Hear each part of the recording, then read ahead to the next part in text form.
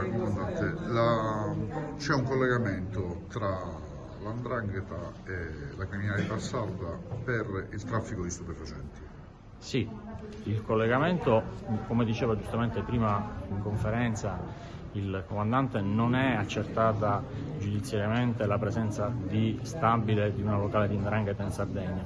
Sicuramente dove ci sono flussi di denaro, dove c'è la possibilità di piazzare quantitativi ingenti di narcotico, nella fattispecie la cocaina o di altre sostanze stupefacenti, chiaramente la Sardegna rappresenta un territorio fertile anche da questo punto di vista. Più è alta la richiesta di narcotico, di cocaina, e maggiore è la possibilità di importarne dalla Calabria. La struttura del viaggio per le singole consegne era abbastanza complesso e molto difficile da individuare, perché veniva utilizzato un corriere particolarmente addestrato a questo tipo di spostamenti e che portava con sé sempre una delle figlie minorenni. Questo riteniamo noi per destare meno sospetti.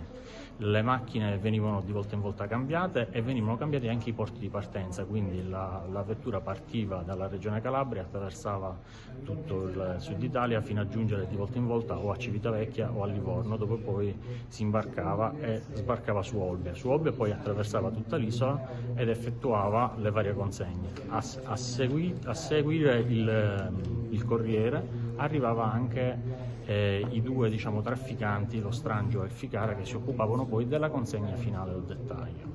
La loro presenza sull'isola poi si permaneva per alcuni giorni, perché serviva non solo per la consegna del narcotico e il ritiro del corrispettivo in denaro, che comunque erano ingenti quantitativi di banconote in denaro contante, ma erano finalizzate anche a stabilire degli incontri per i viaggi successivi, quindi sempre e solo incontri di persona, nessuna telefonata, nessun messaggio.